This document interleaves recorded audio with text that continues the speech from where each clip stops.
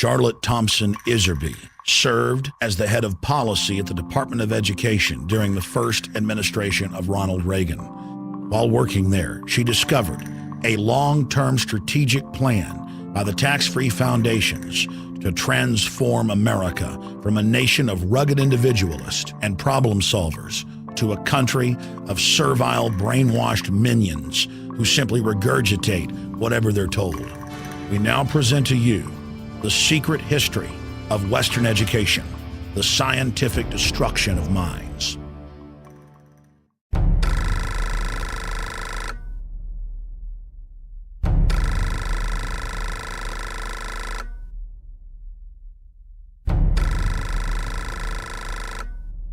The minutes reveal that in 1910, the Carnegie trustees asked themselves this question, quote, "Is there any way known to man more effective than war to so alter the life of an entire people?"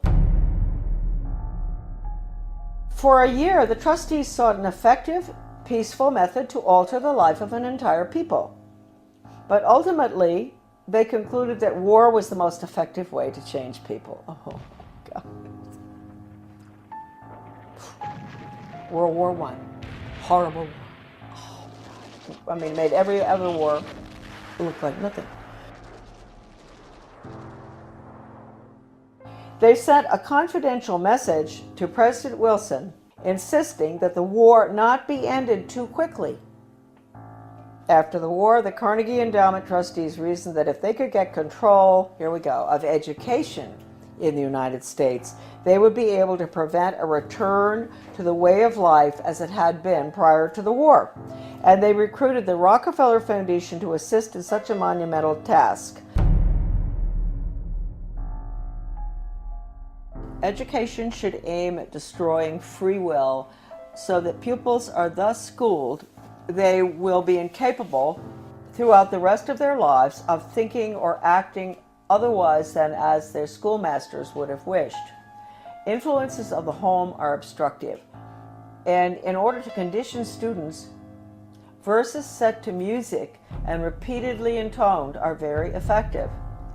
It is for a future scientist to make these maxims precise and discover exactly how much it costs per head to make children believe that snow is black.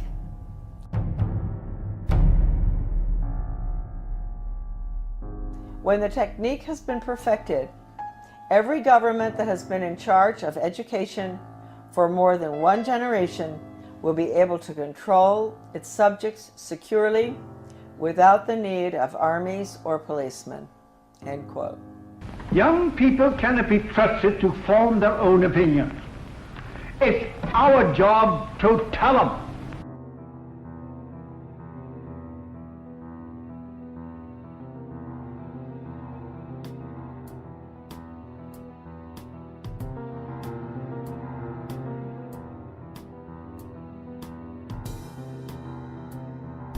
I had never intended to become involved in the battle that all of us are involved in. I had no idea anything was wrong with the way the country was going when as I was growing up, and even during my Foreign Service experience, I found myself mysteriously, I would say the good Lord works in wondrous ways, being put in spots around the world or in my country where extraordinary things were taking place under the guise of change. And we've all heard that so much, you know, from the Obama administration, Bill Clinton, he was the first one to mention change agents, etc. So for some reason, I was plucked out, and I found myself being sort of pushed. My name is Charlotte Thompson Iserbyt. My maiden name is Thompson. My husband, who I want to give great credit to at this point, was Belgian, from the Flemish part of Belgium. I met him, I'll explain that later, in Europe when I was working at the embassy in Brussels. Without my husband's help throughout the last 30 years, certainly when we came back to Maine, my work never would have happened. And he understood beautifully. He had been highly educated in Europe, and he understood the whole plan. In fact, about 5 years after we had come back to the United States, someone gave me Gary Allen's book, None Dare Call It Conspiracy. I was on the school board, and this lady called me, and she loved the work I was doing on the school board. Of course, nobody else did, but she said, I've got a book for you. She brought it down, and I read it, and I looked at it, and I thought, I've never heard of such a thing as this. I mean, this is a conspiracy to really take over the world. Thank you, Gary Allen, who's no longer with us. And so I said to my husband, good Belgian, well-educated, do you know about this? And so he took a look and he said, yeah, sure I know about it. I said, you know about this? You know about the Illuminati and the Bavarian conspiracy? You know about all this, the plan to implement a world order huh? And he said, well, yeah, I learned all that in school. And I thought, oh, okay. So thank you, Jan, wherever you are. I think that maybe you're very involved in helping all of us right now straighten out this mess. We go back. I was born in 1930. Yes, I'm getting there. My mother was from Virginia, a wonderful Southern conservative, wonderful gal. And my father came from Pennsylvania. He came from a family that in mining, and his father was a very recognized mining engineer who ultimately went out to South Africa and opened the gold mines. And my grandfather knew all these people. My grandfather was Skull and Bones. My father was a wonderful person. He was mayor of several towns on Long Island, New York, and in New Jersey, and he was a real constitutionalist. And somehow he was a member of Skull and Bones, but he didn't have anything to do with the power structure there, right? He absolutely nothing, although he did go to their meetings, and he went out to the island for retreats and more that stuff. He went to Bohemian Grove once. And so I grew up in sort of an atmosphere of, it was apolitical in a way, except for local politics, which my father was fabulous on. Anytime anybody did anything like wanted to break down local government or get rid of elected officials like regionalism does, my father would be right there with the Constitution.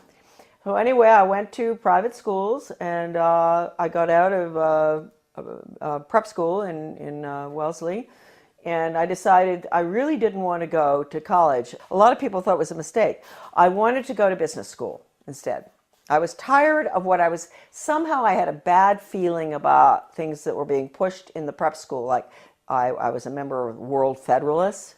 I was falling for this junk. But somehow I didn't want to continue that. So instead of going on to Smith or Vassar or what, I went to Catherine Gibbs Business School in New York City. Wonderful, wonderful, difficult school.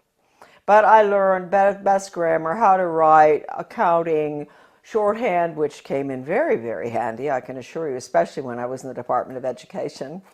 I got out, I graduated, and the Korean War was on. So I was very patriotic. My mother had always worked for the Red Cross. She was a volunteer during World War II at the mental hospitals, bringing the guys in from the war. So I heard a lot about the Red Cross, which is, I want to point out right now, changed enormously from that time. And I wish I could say it in a better way. I think it does very good work. But it's connected with all the other, non-governmental, non-profit groups, and they have all been infiltrated. I signed up for Korea, that's right, but they changed my orders. And at the last minute, I went to Guam. I spent a year there. My next assignment was Shitoshi, Hokkaido, another air base, fighter base, I think. I finished my tour. I didn't want to come home by air. I wanted to go by ship. So I decided to go. A friend of mine went with me, third class, in the bowels of the Vietnam, which was a freighter. Luckily, I was in third class. So I was down, and we had very good food, because French have good food, whether it's third class or not. Always a big bottle of wine in the middle of the table. And the people at the table were coming out of North Vietnam, coming out of North Korea, and China. They were refugees. And of course, the Vietnamese ones spoke French, and the Chinese were very well educated. They were well educated Chinese, so they spoke English. I spoke French. So the conversations were unbelievable. They would tell me what had happened, why they were coming out, what was going on under the communists, which we didn't let General MacArthur, move in and take over.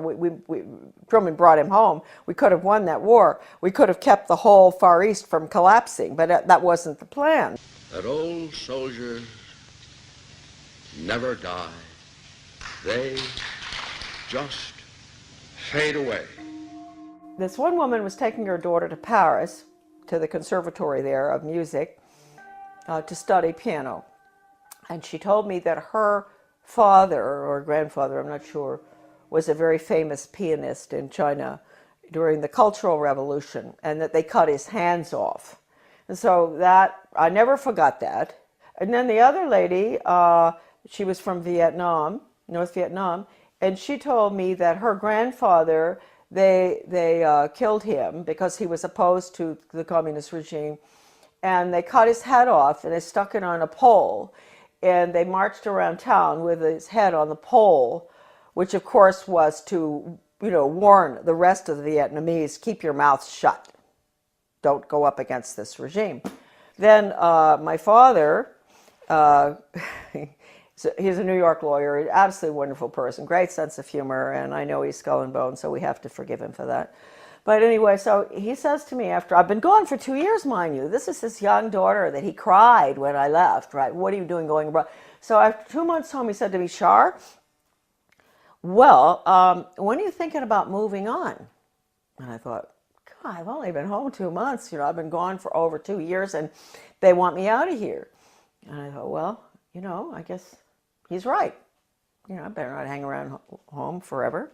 And so I went down to the State Department. I had all the background because of Catherine Gibbs. That's the best thing that ever happened. I had the credentials to get into the State Department to work for ambassadors, which I did, assistant secretaries. I worked in Washington in Soviet affairs, in Middle Eastern affairs when all the Suez Canal stuff and everything was going on.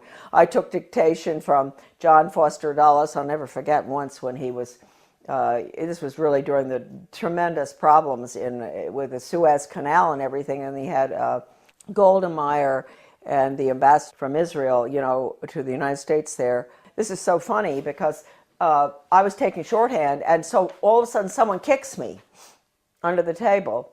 Golda Meir, she's kicking her friend, the ambassador of the United States, whose name I can't recall right now, and kicked me instead.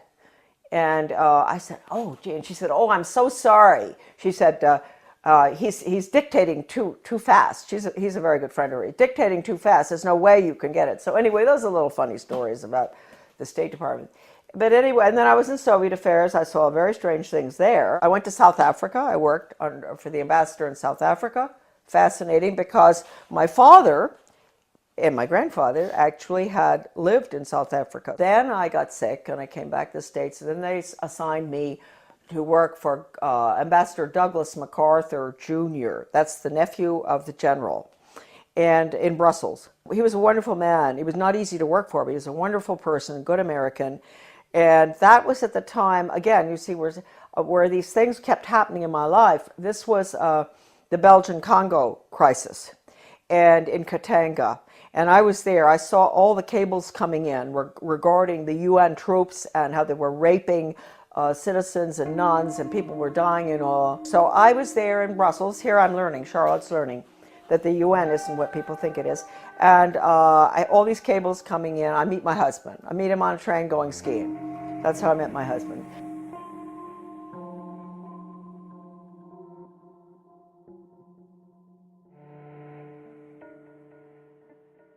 My husband and I are engaged. We subsequently get married in the United States. He comes over. Then we go back to Belgium, and we're there for about 4 years. And then from there we go again to a hot spot, which I didn't realize. I'm talking about the weird things that happened. The hot spot was Grenada. I could see then from our house overlooking the bay, the lagoon in St. George's, all this activity. Boats coming in with strange flags. Stokely Carmichael came down there to sort of stir up the pot to get the Grenadians, mad at the rich, nasty capitalists who owned these yachts and all. It was really getting bad there. And I knew the political situation well because we had Grenadians working on the boat. I had a lot of Grenadian friends in government as well. Anyway, we left. We were there about 5 years. And then when we left, I remember telling our Grenadian friends, you're going to have trouble here. There's troubles coming. And of course it did. In 1984 4, I guess. That was one good thing Ronald Reagan did, which I was opposed to because it was a UN move, but he saved a lot of my friends from being killed by the Soviet regime in Grenada by moving in there to protect, so-called protect American students. But it was really the oil pipelines, I think, of Rockefeller that we were protecting. We're in Grenada. We go back to the United States. I put the children in public school. So here we go. I had no idea that education would be any different from sort of what I'd had. I had had a good education, a private school education, but I didn't know. And so they go into the public school system in Camden, Maine. And in retrospect, I believe that that was a pilot school, one of them for the whole country, for changing our education system from an academic, classical educational system to brainwashing for the international socialist government. Everybody has all the research on this. I have so much. It's all in my book, The Deliberate Dumbing Down of America. I hit Camden and I start asking, I get on a little committee, philosophy committee, and we were all asked by the superintendent, highly skilled change agent out of Harvard, well, I want to know what all of you feel the purpose of education should be.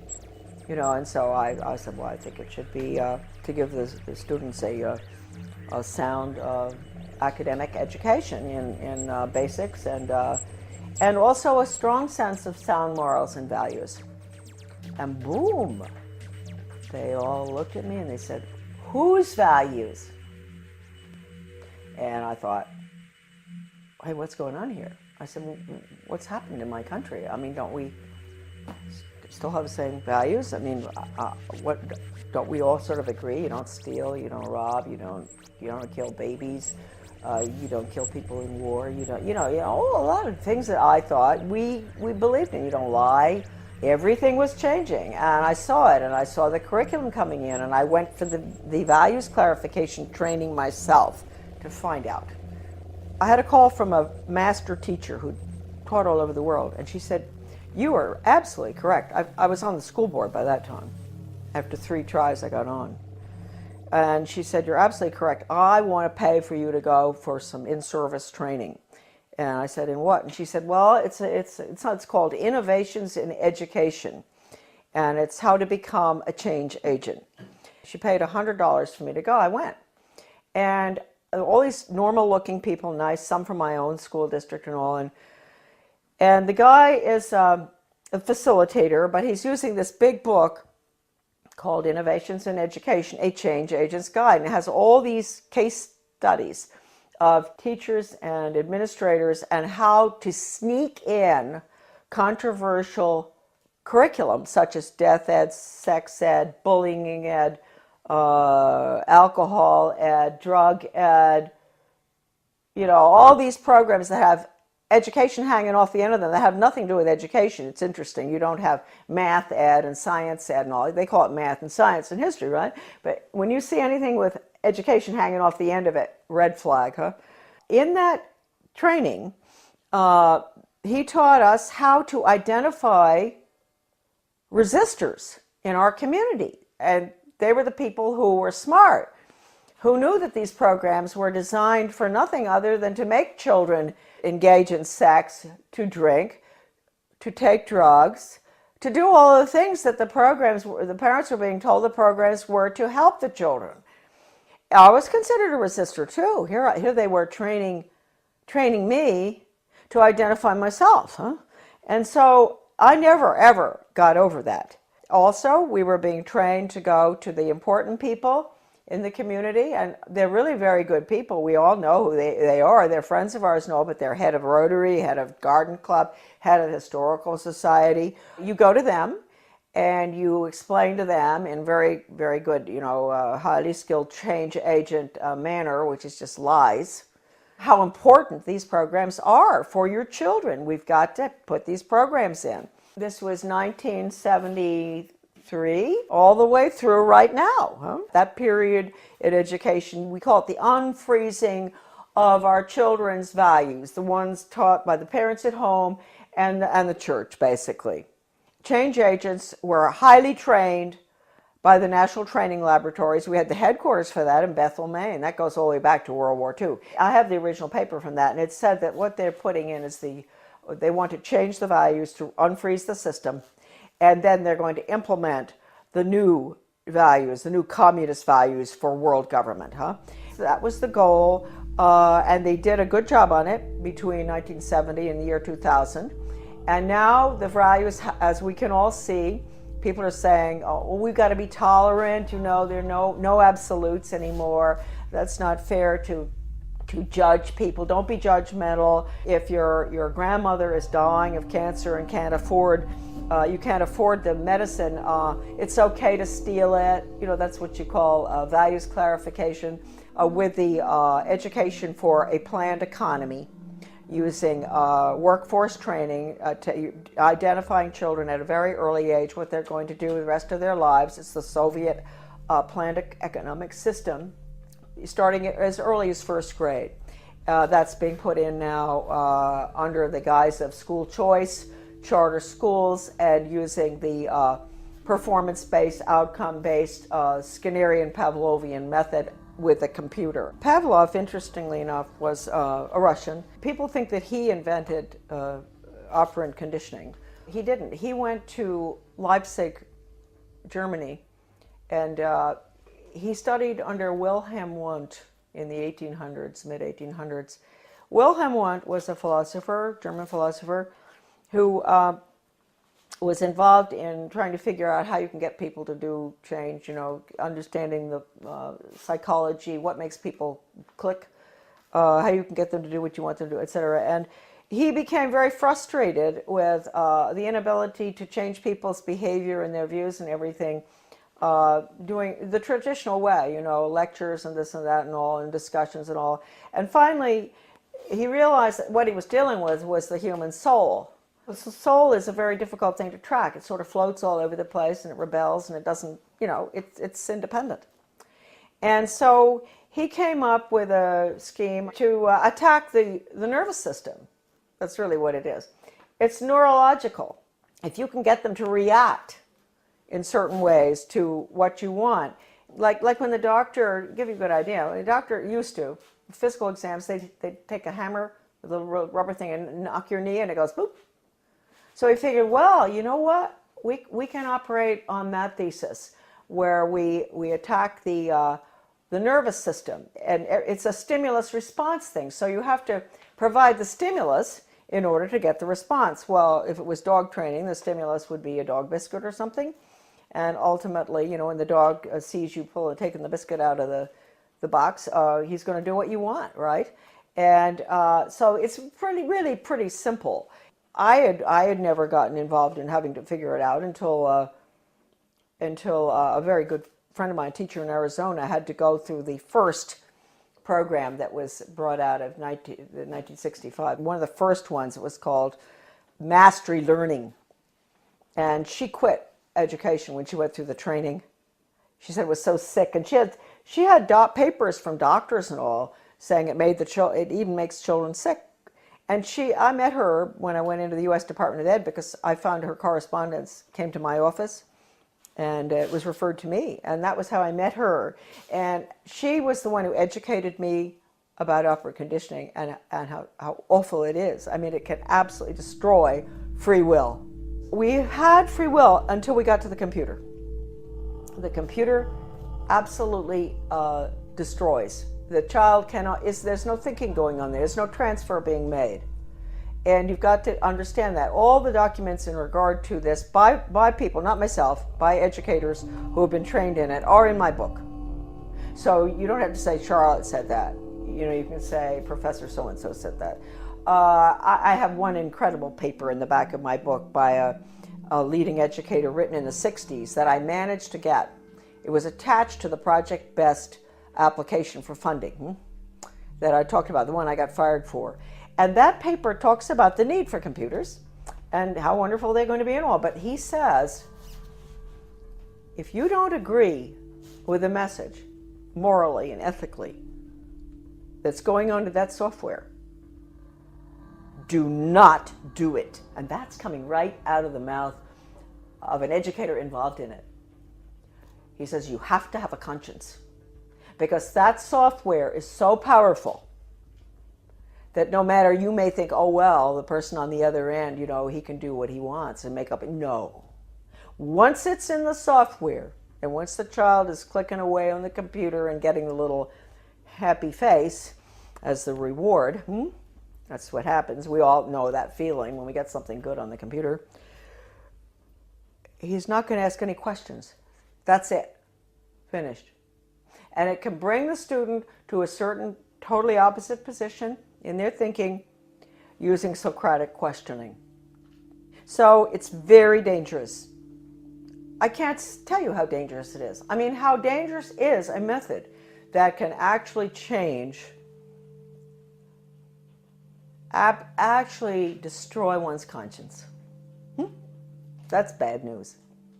And we were all softened up, and that's what we're looking at today. Now, the refreezing has to take place. The refreezing is going to take place with the use of the computer. Schools will be bookless. They are already some of these programs coming in.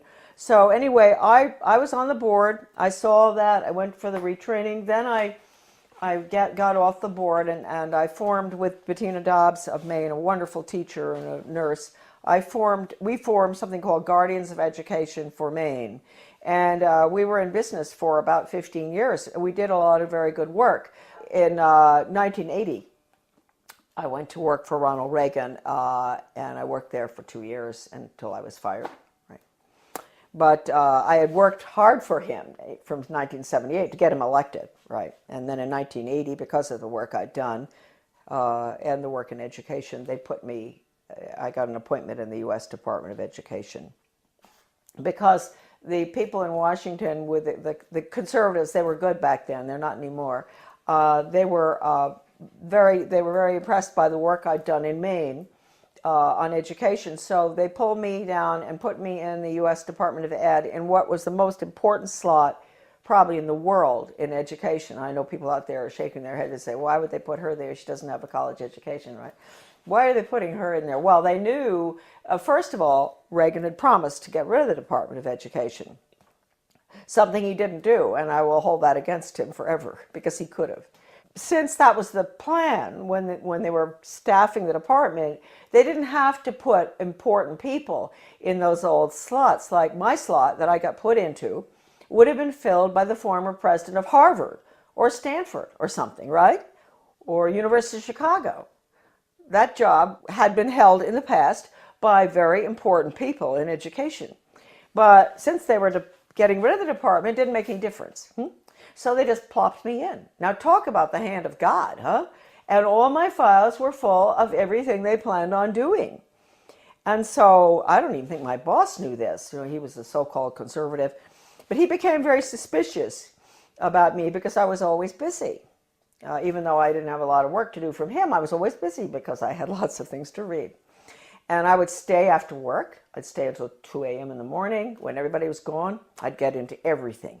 Sure, if it had just been the job and all the files and everything had been whisked away by these former very important educational change agent communists, Marxists, I would not have found stuff, but all the stuff was left in the office.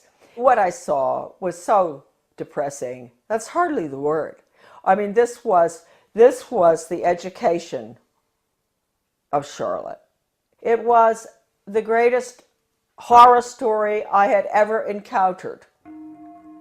And at one point, he wanted to get rid of me out of that office. He sent me up to the National Institute of Education, which is where all the research is performed. They send out all the grants and contracts to the universities or schools or whatever from there.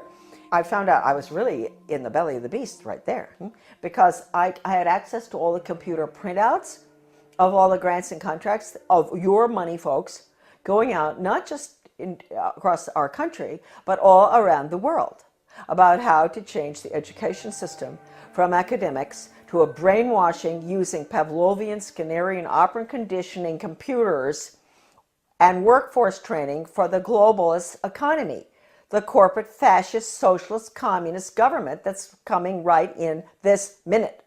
I had a friend from Maryland who used to come and she had a huge Cadillac, and I'd get all my stuff and put it in, interesting for Maine people, LL bean bags. You know those big LL bean bags? Those huge ones? And I'd put all the papers in there, and at lunchtime we'd meet uptown for lunch. She'd come in, marvelous gal, Australian, who I absolutely love, probably one of the finest Americans who ever, she was Australian, but she did more for our country than anybody I've ever known. Brilliant. We'd meet, dump the stuff in her car, go have lunch. She'd take it home. She'd get some of it out to the people across the country.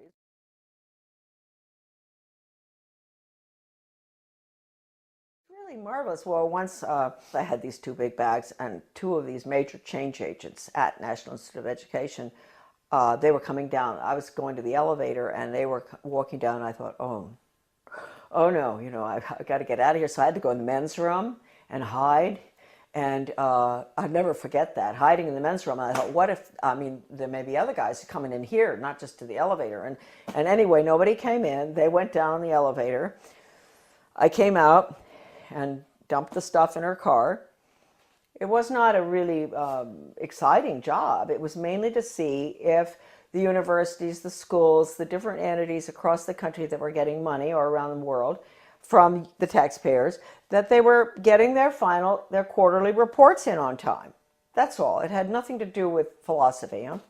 And so one day I ran across a grant to Lansing School District, Lansing, Michigan. This was University of Michigan connection with my office. And it was a values clarification program for first graders, elementary school. And it pre and post tested those little children about what goes on at home, what religion do you... And I looked at this thing and I thought, what on earth are they doing? And so I turned to this bureaucrat who was working with the GAO about financial things, and I said, look, we're doing waste, fraud, and abuse. I know that.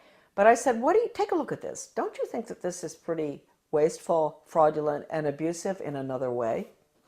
And so he took a look at it and he said, oh my Lord.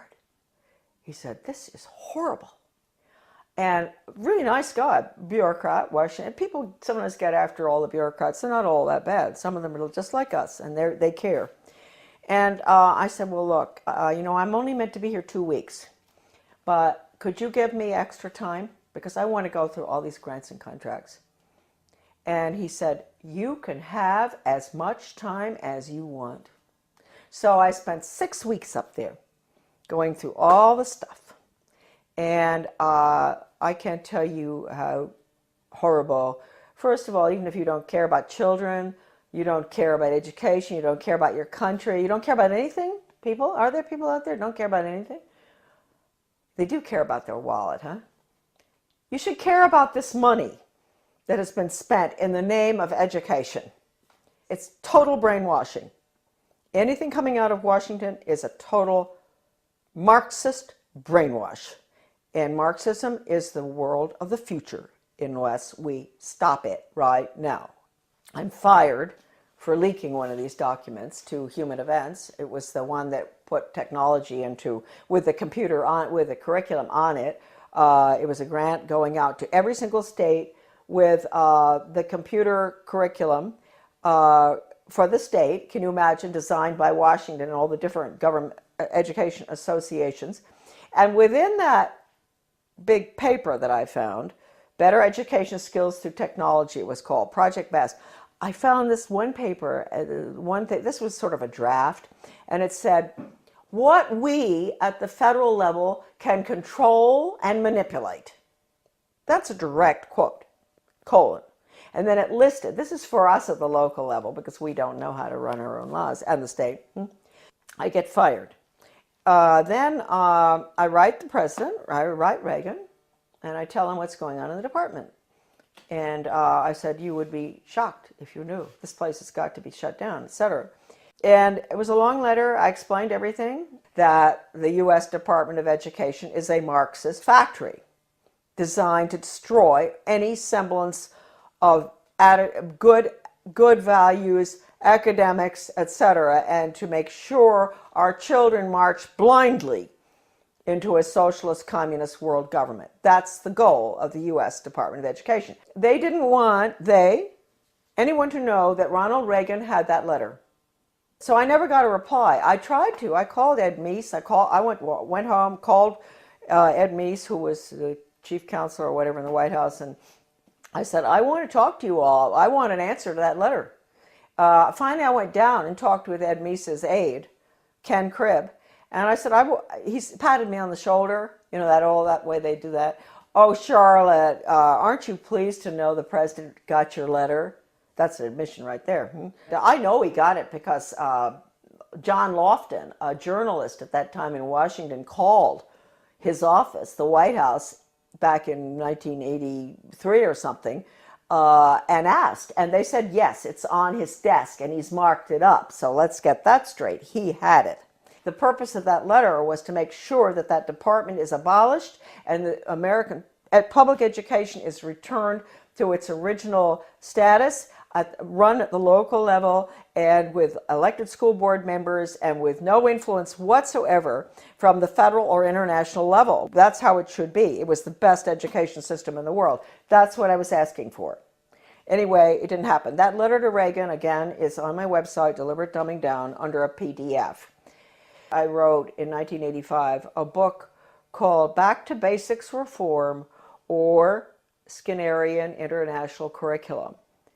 And to make sure people read this little 39-pager, I decided to put an asterisk so that they didn't really have to read it. I put an asterisk which said, necessary for United States participation in a one-world socialist government plan for the early years of the 21st century. When the conservatives, the neocons, let's call them that, not Goldwater people, when the neoconservatives, Heritage Foundation, all of those groups, I'm sorry folks, when they saw that book, they boycotted it. They boycotted that book, which told Americans exactly what I just told all of you, what I'd seen, and that we had to get rid of the department. It all happened under Ronald Reagan. You call it what you want. Corporate fascism, socialism, communism, planned economy. You call it what you want. What is it? It's really, it's horrible. Your children have no upward mobility whatsoever. I told you earlier. I said, yeah, they're put into a slot early on. The government and the schools, they decide what your child is capable of doing the rest of his life. He might be able to sneak out of that sometime if he's brilliant and do his own thing, but it's unlikely. So it's fixed. This is the end of upward mobility for our children, end of freedom for this country. Planned economy is the end of freedom. It's a failed system, but there are people at the top who live very well by it. And then I find out that Ronald Reagan has signed an agreement with Gorbachev to merge the two education systems. Well, you can't tell me that conservatives didn't know that was going on, because I know some who were at Geneva when this happened. And they didn't do anything about it, but we found out. And so we fought this United States-Soviet Education Exchange Agreement. The Carnegie Corporation also signed agreements. Basically, most of that was to do with computers and technology and critical thinking for little elementary school children. Those agreements were signed. We raised $5,000 to put an ad in the Washington Times to expose that. It was called Educate is Worse Than Watergate or something. And but again, we got no support because that information wasn't meant to get out. Then about 4 years after the fact, my little article was called Soviets in the Classroom, America's Latest Education Fad, that nobody would touch. The conservatives, all the different conservative groups, media and all, would not publish it. And all of a sudden I got a phone call from a wonderful man by the name of Robert Morris. He was a judge from New Jersey. He calls and he said, I'm now the president of America's Future. And I had tried to get this article published by America's Future, Soviets in the Classroom.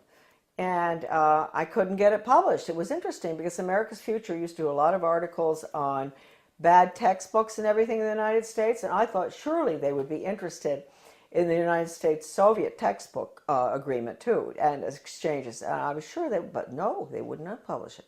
So this Bob Morris became president. He found my article in a drawer in the desk that was left there, the manuscript. And he read it and he thought, oh, what is this? Can you imagine? He's a leading conservative himself, very important person. He had not heard about it. He had not heard what Reagan had done. It's happened ever since 1958, when the first agreement was signed by Eisenhower with the Soviet Union at the peak of the Cold War. And then the various agreements have been signed all the way through until recently, one with China. So we have merged, and let me point out, just today, I was informed that there are forces at work in the state of Maine that are surrounding our wonderful people that we elected last November. Traditional Mainers, good hardworking Mainers who were very upset about what's going on. They worked hard to get our governor in, a wonderful man, Paul LePage. And I want to warn all of you that out in your states, if you elected some really good people, they've been surrounded. And you've got to be very careful. You've got to let them know not to go along with any of the agendas that call for regional government or consolidation.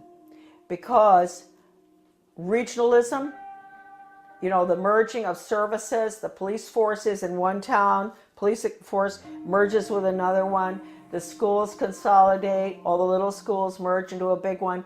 They tell you that's to save money and all. They're lying to you because it doesn't. We know that. It doesn't save money. But what it really is, regionalism is communism.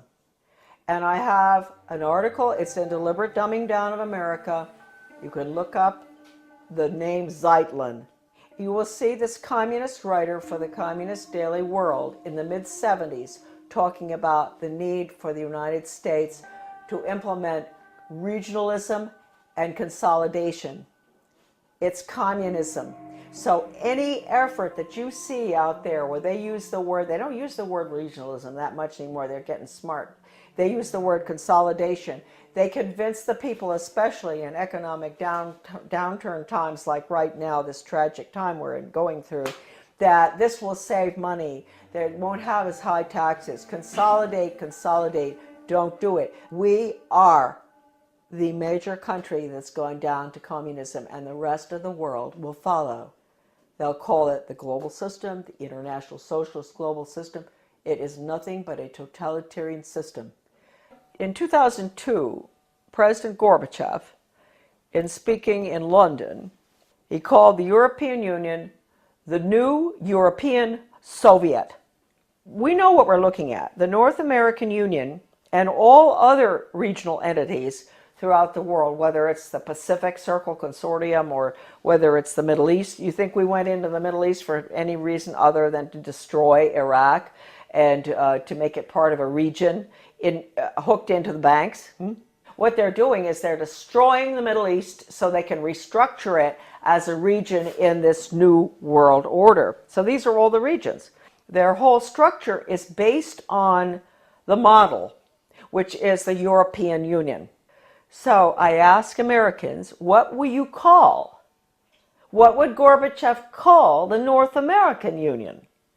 He would call it the North American Soviet. How do we like that? Wake up. If there's anything that is important for you to remember from these videos today, is that we are at the end of the line. We are doing exactly what Gorbachev wants. Consolidation. Now, this is an interesting cartoon. This is regional government. This is the consolidation of schools, basically. And you see the little guy in the one-room schoolhouse, he's chewing a piece of grass or something. And he looks very happy.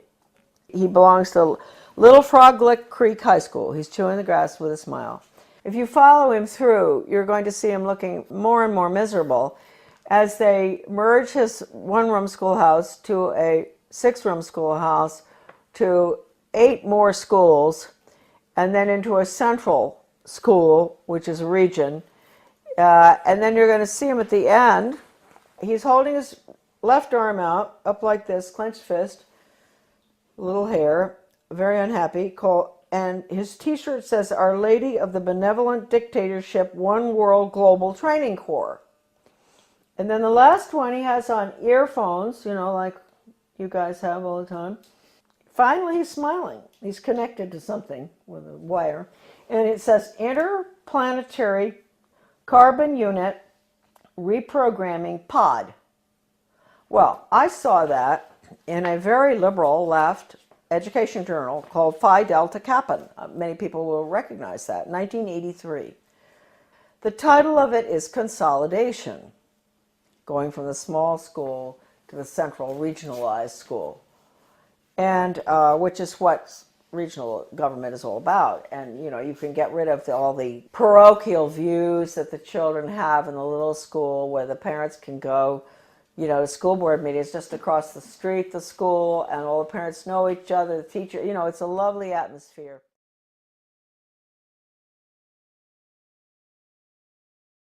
And then you end up with all the children going long distances on the bus, which is no good for them, to the regional school. And then you have country boys and girls who are being mixed with city boys and girls. So then they get into the drug scene. So we've seen with consolidation that the test scores go down, the drug problem gets worse, the cost of education increases, although they tell you that consolidation is to make it cheaper. A lot of people just don't understand the word consolidation. Consolidation is consolidating all the services together under the guise of this is going to be cheaper for you. But in the process, what happens is you lose all your elected officials because all of these entities are being merged. So at the local level, you don't have any representation anymore. And ultimately, you spend far more. That's the whole restructuring of our constitutional form of government, is being thrown to the wolves in favor of this regionalism and consolidation system in every area.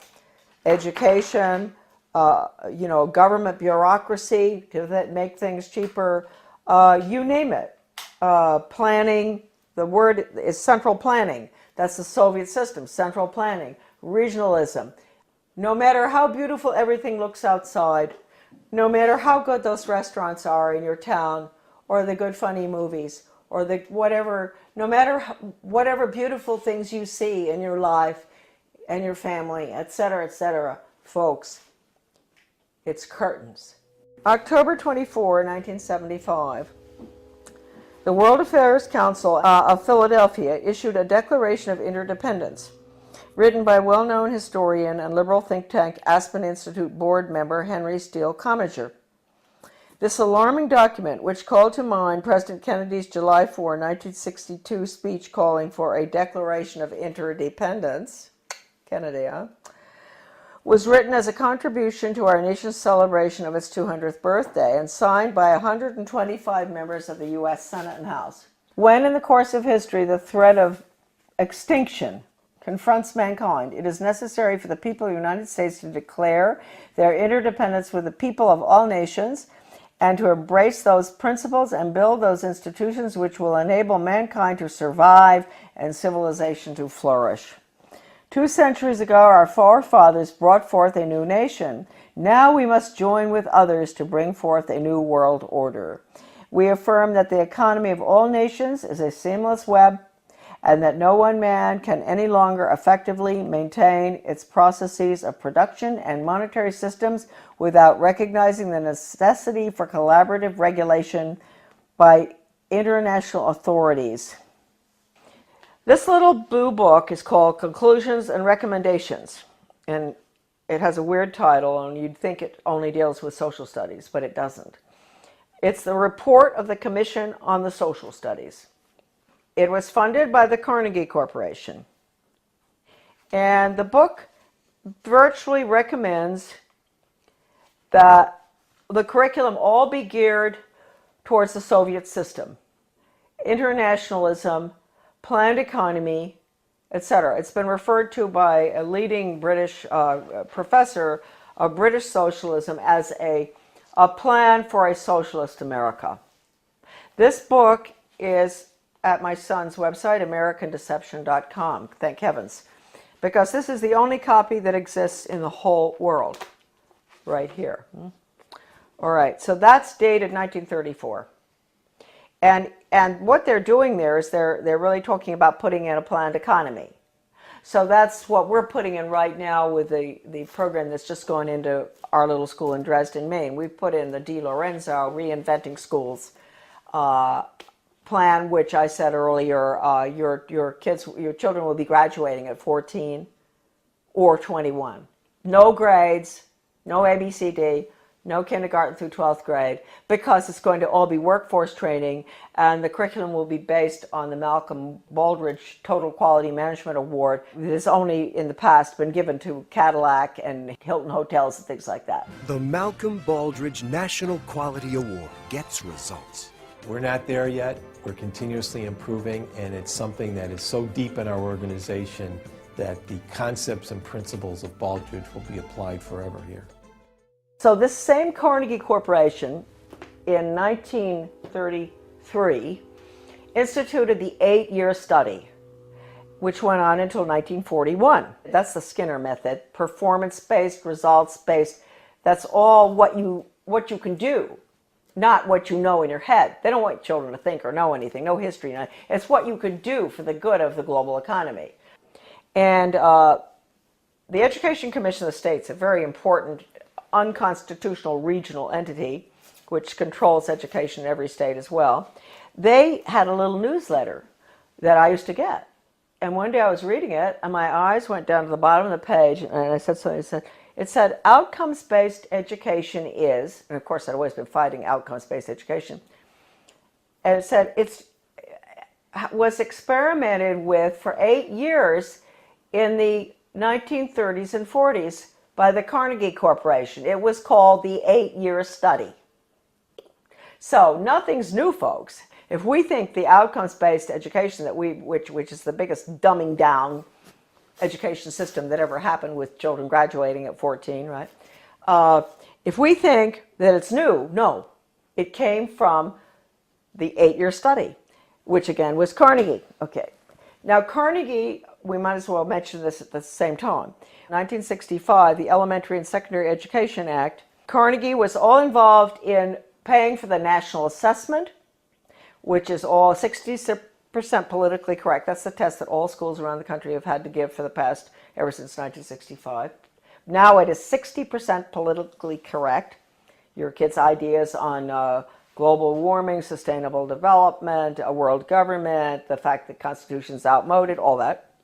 So they paid for the national assessment. They were the ones instrumental in putting up the money for the Education Commission of the states in Denver. In your Senate Education Committee in your state, there's always going to be one person who is on the membership of the Education Commission of the states. So there'll be about 50 state people. So they get their orders from the Education Commission of the states. That's Carnegie, paid for that. In 1985, Carnegie signed an agreement with the Soviet Academy of Science. At the same time, Reagan signed the agreements with Gorbachev to merge the two education systems. Carnegie signed with the Academy of Science to develop computer courseware for elementary schools dealing with critical thinking. That was an agreement signed. That's for our children, right? In first grade, critical thinking on the computer. Reagan, Clinton, the two Bushes and all, implement the school to work agenda. That was the beginning of the planned economy under Reagan. So then Mark Tucker comes in, Carnegie. All the controversy going on in the 90s, Americans were up in arms about the destruction of their school systems. They would go in deliberately and destroy, because in order to restructure, you have to destroy. Foundation for the Advancement of Teaching, David Hornbeck, who's big on compulsory community service, compulsory. He called for that when he was the superintendent of schools in Maryland. He was the commissioner. Way back, he called for mandatory service. That's another thing, folks. You better watch out. We're going to be slaves. Mandatory service. So anyway, this same Hornbeck, who's connected to Carnegie all along, goes into Kentucky, destroys that system, goes up to Rochester, New York. He goes out to state of Washington, Iowa, destroy the schools, restructure them for school to work. That's all Carnegie. And the latest information coming in for Maine with a complete recommendation, that is, who knows, maybe our governor, we can get to him fast enough, to help him understand that we can't have charter schools. Charter schools are the vehicle to implement the planned economy. We can't have them. They're unelected school boards anyway. We don't even have a school board with a charter school. They get federal money. Why no school board? They get federal money, so we have to give the federal test. No charter schools, forget it. So all of this is coming together, coalescing at the same time. The 3,000-page hearings of the congressional investigation of the Reese Committee on investigation of the subversive activities of the tax-exempt foundations. I bought the only available copy in the country, 3,000 pages, from a really good friend of mine, a wonderful American. He had been offered any amount of money for that 20 years ago by one of the minions of the tax-exempt foundations. They did not want that copy to be floating around. The research director for those hearings, his name was Norman Dodd. I knew him. And the conversation that I'm going to discuss right now that he had with the president of the Ford Foundation, Rowan Gaither, was off the record in New York City at Ford Foundation headquarters. And Norman Dodd told me over dinner in Washington, D.C., in a restaurant in Georgetown, Rowan Gaither said to him, Mr. Dodd, basically, we at the foundations, we don't determine the agenda. The agenda has come from directions from the White House. That was Eisenhower at the time, right at the peak of the Cold War. And that agenda, our instructions are to use our tax-exempt status, your money, folks, change America so it can be comfortably merged with the Soviet Union. Now, a lot of you may say, well, that never happened. Well, it's happening right now, folks. It's happening right now, as we speak. Foundation-funded non-bloody revolution. Committee Chairman Carol Reese warned fellow congressmen of a diabolical conspiracy that a certain few foundations were financing the socialist and communist overthrow of the United States. After World War I, they tried to get the League of Nations in. And there was tremendous opposition to that. And then you had opposition between then and between World War II. You had Lindbergh and a lot of Americans going before the Congress to keep us from going into the UN. You had all sorts of opposition. But they got their way. The Reese Committee learned that the Rockefeller Foundation and Carnegie Endowment for International Peace were, with tax-exempt dollars, funding leftist propaganda operations aimed at changing America through the brain, not the battlefield. Patriotism, national sovereignty, individual responsibility, and Christian beliefs were belittled, while the concepts of a one-world government, socialism, collectivism, and humanism were deemed essential for peace in the modern age. A clandestine and successful non-bloody revolution had been masterminded by some of America's most powerful and devious men who did not want to be exposed by a congressional investigating committee. The man chosen by Reese to be the committee's research director was Norman Dodd, Yale graduate, intellectual, and New York investment banker. During this writer's frequent visits to Dodd's retirement home in Keene, Virginia, he repeatedly spoke, Dodd, of his conviction that justice demanded that those foundations should be compelled to spend a like amount of dollars to undo the damage they have done to America, end quote. Dodd sent committee questionnaires to numerous foundations, and as a result of one such request, Joseph E. Johnson, president of the Carnegie Endowment for International Peace, invited Dodd to send a committee staffer to Carnegie's headquarters in New York City to examine the minutes of the meetings of the endowment's trustees. Now, this is Carnegie we're talking about, the one I always go after. These minutes had long since been stored away in a warehouse, and obviously Johnson, who was a close friend of former Carnegie president and Soviet spy Alger Hiss, had no idea what was in them. Don't forget, Alger Hiss headed up the UN in San Francisco. He was the head of the whole thing, world government. The minutes reveal that in 1910, the Carnegie trustees asked themselves this question, quote, is there any way known to man more effective than war to so alter the life of an entire people, end quote. This is in the minutes. For a year, the trustees sought an effective, peaceful method to alter the life of an entire people. But ultimately, they concluded that war was the most effective way to change people. Oh, God.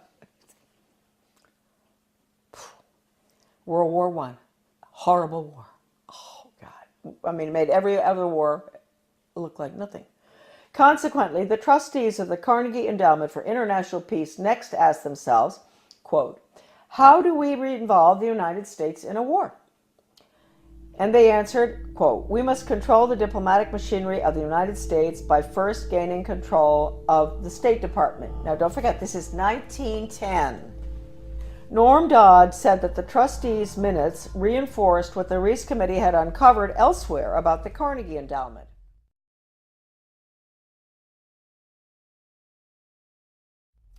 That it had already become a powerful policy-making force inside the State Department.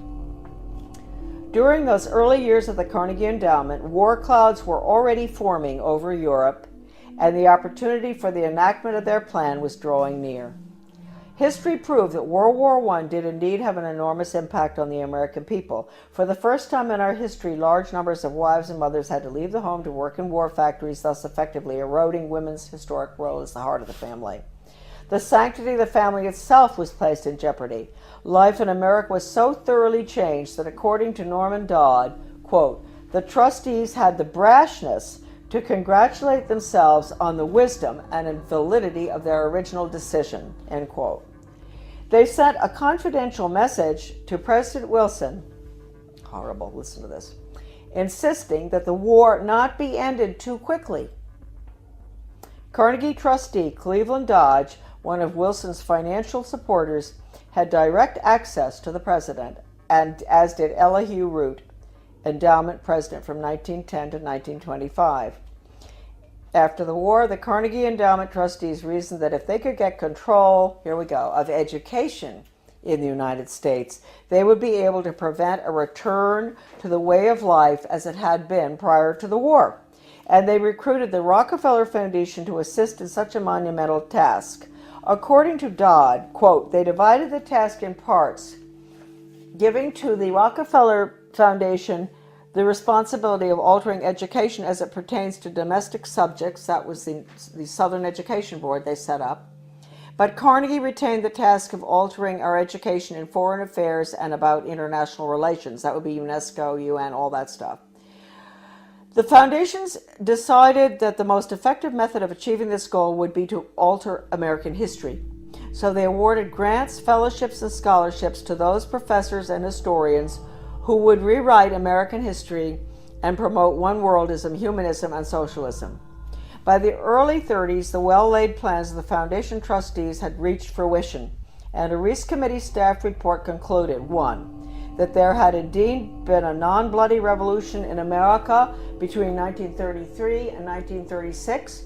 2, that a certain few foundations had funded efforts to change the beliefs of the American people through education and propaganda.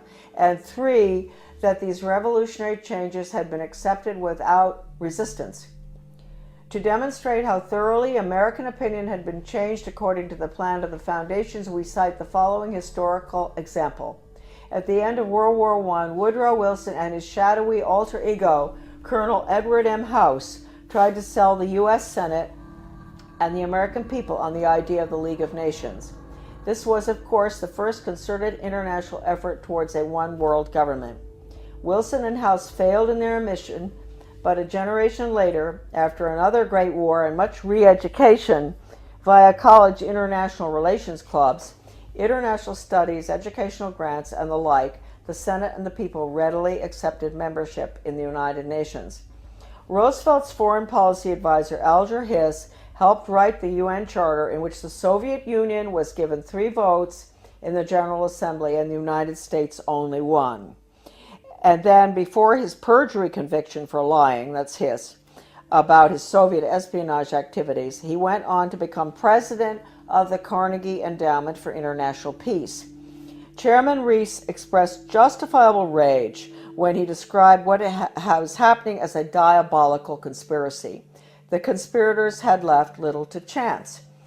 Those congressional investigations of the early 50s into tax-exempt foundations were mandated by the House of Representatives in a resolution stating, quote, The committee is authorized and directed to conduct a full and complete investigation to determine which of such foundations and organizations are using their resources for un-American and subversive activities, for political purposes, propaganda, or attempts to influence legislation. Now, folks, I want to tell you, the 3,000 pages of testimony, Reese Committee hearings, is at my son's website, AmericanDeception.com. The person I bought the hearings from, the transcript, was offered 20 years ago any amount of money for that 3,000 pages. The foundations wanted it back. It was the only copy left available. And he would not sell it to them. So my friend sold it to me. My friend knew Norman Dodd very well. He sold it to me for $3,000, which is really cheap. All right, a dollar a page. He'd been offered any amount. They said, we'll pay you anything. You name it, anything. We want that copy. So it's now on the web for everybody to read. All right, now we'll continue. The congressional investigations, right. To determine which of such foundations and organizations are using their resources for un-American and subversive activities, for political purposes, propaganda, or attempts to influence legislation. The tax-exempt status granted to foundations by the Congress of the United States is a special and powerful privilege subsidized by the American taxpayer. Therefore, Congress has not only the authority but also the obligation to investigate how tax-exempt funds are spent. This should be the next investigation. Ron Paul should do this one, after the Federal Reserve. The Ford Foundation, largest of all the foundations, balked when it received a preliminary questionnaire from the Reese Committee. H. Rowan Gaither, president of the multi-billion-dollar foundation, summoned committee research director Dodd to foundation offices in New York City. At the meeting, Gaither asked, Mr. Dodd, we invited you to come here because we thought that perhaps off the record. You see, that's why it's not in the transcript of the hearings, what I'm reading you now. This was off the record in the office in New York City. We invited you here because we thought that perhaps off the record you would be kind enough to tell us why the Congress is interested in the operations of foundations such as ours. Gaither answered his own rhetorical question with a startling admission. Mr. Dodd, all of us here at the policy-making level of the foundation have at one time or another served in the OSS, the Office of Strategic Services, the forerunner of the CIA, or the European Economic Administration, operating under directives from the White House. We operate under those same directives. The substance of the directives under which we operate is that we shall use our grant-making power to so alter life in the United States that we can be comfortably merged with the Soviet Union, end quote. Stunned, Dodd finally replied, quote, why don't you tell the American people what you just told me? And you could save the taxpayers thousands of dollars set aside for this investigation. Gaither responded, Mr. Dodd, we wouldn't think of doing that. In public, of course, Gaither never admitted what he had revealed in private. However, on numerous public occasions, Norman Dodd repeated what Gaither had said and was neither sued by Gaither nor challenged by the Ford Foundation. The latest article that I've written with Debbie Niwa, a wonderful researcher, a magnificent person and brilliant, did all the graphics and formatting and a lot of her own research as well on change agents and how they brought Americans to have a totally different mindset using all of the sensitivity training. Debbie had some fantastic research of hers is in that article. As well as at the end of writing it, we came across extraordinary quotes from C.S. Lewis, who points out that if you substitute workforce training for education, that's the end of civilization.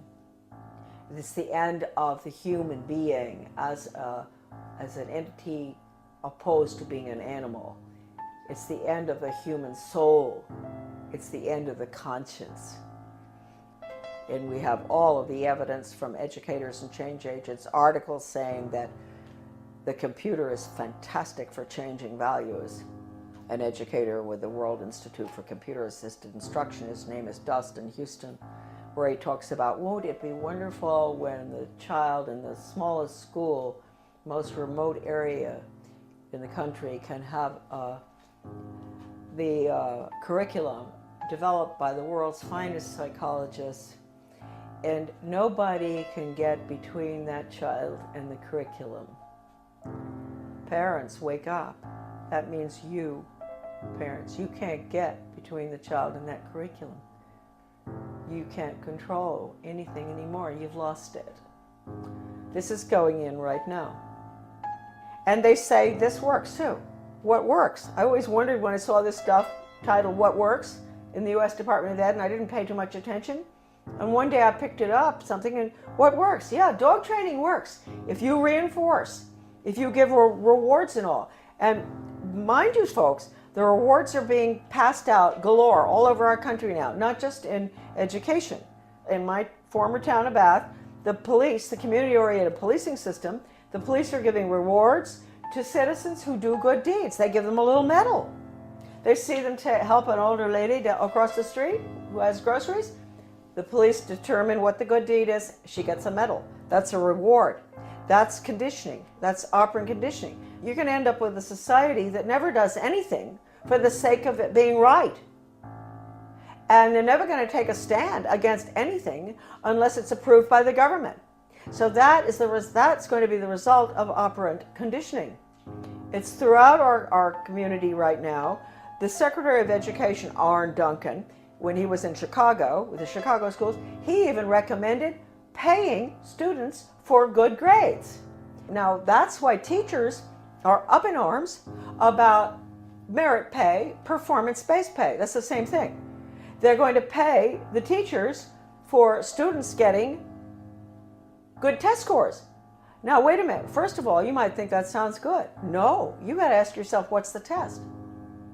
It's hard to believe that anybody would deliberately do this to children, but they are. They're evil people, and their agenda has been evil ever since this book was written. This is it. Proofs of a Conspiracy by John Robison, great Scottish scholar back in 1798.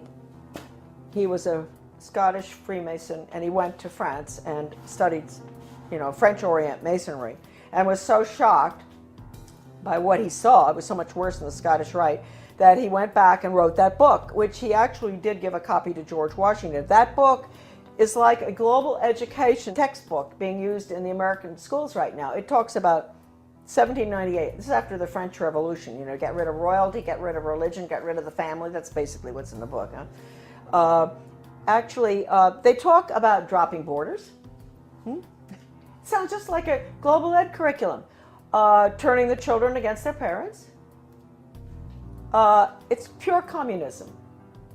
That's why I say that now, basically the only thing that we can do, certainly with education, which is being turned into nothing but corporate school-to-work agenda using the Soviet-Cuban Polytech system, where they pull the children out, send them over to the cigar factory, at noon to learn how to make cigars. The same thing here. That's being put in. It's been in the works for 30 years. The nail is going in the coffin right now. It's coming out of Europe. It's the program that's going through Maine right now is called Reinventing Education. De Lorenzo. This is all in my article, The Death of Free Will. All of this documentation about the final nail in the coffin, which will be school to work across the board for global corporate profits. Our children are nothing but human resources and guinea pigs to be trained like animals. Animal training using Pavlov, Skinner, all of which was brought into the United States by, we'll get onto, the order at Skull and Bones.